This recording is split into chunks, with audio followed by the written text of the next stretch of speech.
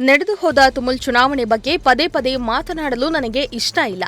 ಸಾಮಾಜಿಕ ಜಾಲತಾಣ ಎಂದರೆ ಅನೇಕ ಪೋಸ್ಟ್ಗಳನ್ನ ಯಾರದ್ದೋ ಹೆಸರಲ್ಲಿ ಇನ್ಯಾರೋ ಹಾಕುವುದು ಸಹಜ. ಇದಕ್ಕೂ ನನಗೂ ಸಂಬಂಧವಿಲ್ಲ ಎಂದು ಸಚಿವ ಕೆಎನ್ ರಾಜಣ್ಣ ಅತಿ ಶೀಘ್ರದಲ್ಲಿ ರಾಜೀನಾಮೆ ಎಂಬ ನಿಂದನೆ ಬರಹದ ವಿಚಾರಕ್ಕೆ ಸಂಬಂಧಿಸಿದಂತೆ ಗುಬ್ಬಿ ಶಾಸಕ ಎಸ್ಆರ್ ಶ್ರೀನಿವಾಸ್ ತಿಳಿಸಿದರು.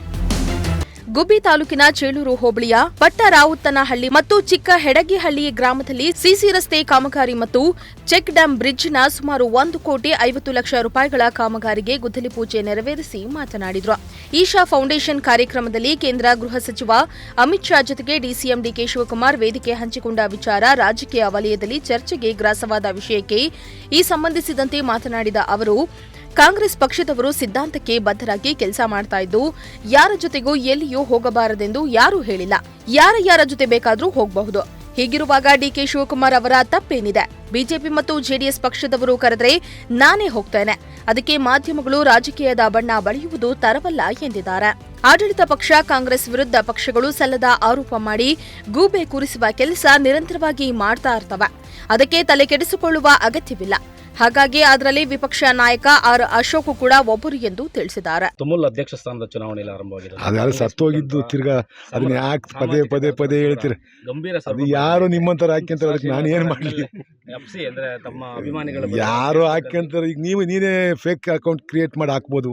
ಅದ್ರಾಗ ನೀವು ಏನು ಬೇಕಾದ್ರೂ ಮಾಡ್ಕೋಬೋದು. ಸಾಮಾಜಿಕ ಜಾಲತಾಣದಲ್ಲಿ ನಿನ್ನ ಹೆಸರಿನ ಮೇಲೆ ನಾನೇ ಹಾಕ್ಬೋದು, ನನ್ನ ಹೆಸರಿನ ಮೇಲೆ ನೀನು ಹಾಕ್ಬೋದು, ಏನೇನೋ ಹಾಕ್ಯಂತಾರೆ. ಅವೆಲ್ಲ ಮುಗ್ದೋಗಿರೋ ಶಾಸಕರು ಯಾವತ್ತೂ ಬೆಂಬಲಿಗರನ್ನ ಬಿಟ್ಕೊಟ್ಟಿಲ್ಲ. ಅವರಿವತ್ತು ಫೇಸ್ಬುಕ್ ಅಲ್ಲಿ ಹಂಚ್ಕೊತಾರೆ. ಎಲ್ಲ ಒಂದ್ ಕಡೆ ಸ್ಥಳೀಯವಾಗಿ ಸ್ವಪಕ್ಷೀಯರ ನಡುವೆ ಇಲ್ಲ, ಯಾವುದು ನಾನು ಪದೇ ಹೇಳ್ತಾ ಇದ್ದೀನಿ. ನಾನು ಯಾರ ಬಗ್ಗೆನೂ ಭಿನ್ನಾಭಿಪ್ರಾಯ ಇಲ್ಲ ಅಂತ. ನಾನು ಇಶಾ ಫೌಂಡೇಶನ್ ಕಾರ್ಯಕ್ರಮದಲ್ಲಿ ಅಮಿತ್ ಶಾ ಜೊತೆ ಡಿಕೆ ಶಿವಕುಮಾರ್ ವೇದಿಕೆ ಹಂಚ್ಕೊಂಡು ಯಾರ ಜೊತೆಲಿ ಯಾರು ಹೋಗ್ಬಾರ್ದು ಅಂತ ಎಲ್ಲ ಐತೆ. ರಾಜಕೀಯ ಚರ್ಚೆ ಶುರುವಾಗಿದೆ. ಈ ಮಧ್ಯೆ ನಿಮಗೆ ಕೆಲಸ ಇರಲ್ಲ, ಇದು ಟಿವಿಯವರಿಗೆ ಹಾಕೊಂಡು ಹೊಡಿತೀರಾ? ಕರೆದ್ರೆ ನಾವೀಗ ಬಿಜೆಪಿಯವ್ರು ಕರೆದ್ರೂ ಹೋಗ್ತೀವಿ, ಕಾಂಗ್ರೆಸ್ನವ್ರು ಕರೆದ್ರೂ ಹೋಗ್ತೀವಿ, JDSನವ್ರು ಬತ್ತರು ಅಂತ ಹೇಳ್ಬಿಟ್ಟು ನಾನು ಫಂಕ್ಷನ್ಗೆ ಹೋಗ್ದಂಗೆ ಇರೋಕ್ಕಾಗುತ್ತಾ?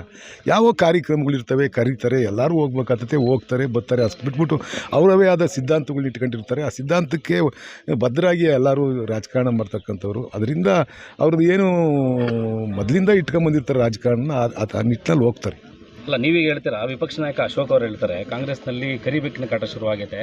ಡಿಕೆ ಎಲ್ಲಿಗೆ ಹೋದ್ರೂ ಕೂಡ ಕರಿಬೇಕಂತ ತೊಂದರೆ ಕೊಡ್ತಾ ಇದೆ. ಇಷ್ಟೆಲ್ಲ ಬೆಳವಣಿಗೆ ನವೆಂಬರ್ನಲ್ಲಿ ನಡೀತಕ್ಕಂಥ ಮುಹೂರ್ತಕ್ಕೆ ಕಾರಣವಾಗಿದೆ. ನನ್ನ ನವೆಂಬರ್ ಭವಿಷ್ಯ ಸುಳ್ಳಾಗಲ್ಲ. ಯಾವ ಜ್ಯೋತಿಷಿ ಹೇಳೋಕೆ ಕಲ್ತಿದ್ರಂತ ಅವರು? ನಾವು ಹೋಗಿ ಕೇಳೋಣ ಏನೇನಾಗುತ್ತೆ ಅಂತಾರೆ. ಅವೆಲ್ಲ ಸುಳ್ಳು. ವಿರೋಧ ಪಕ್ಷದವ್ರು ಏನು ಹೇಳಬೇಕು ಅದು ಹೇಳ್ತಾವ್ರೆ. ಯಾವತ್ತೂ ಆಡಳಿತ ಪಕ್ಷದ ಮೇಲೆ ಗೂಬೆ ಕುಂಟಿಸ್ತಕ್ಕಂಥ ಕೆಲಸ ಅವರು ವಿರೋಧ ಪಕ್ಷದವ್ರು ಮಾಡ್ತಾರೆ. ಅದು ನಿರಂತರವಾಗಿ ಮಾಡ್ತಾ ಹೋಗ್ತಾರೆ.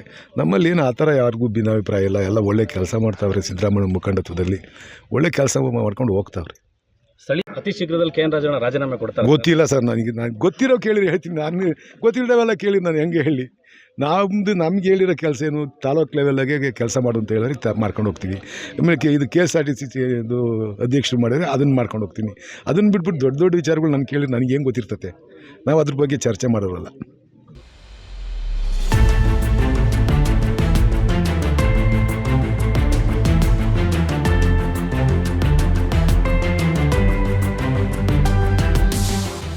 ದೇವರಾಜು, ಪ್ರಜಾಶಕ್ತಿ ಟಿವಿ, ಗುಬ್ಬಿ.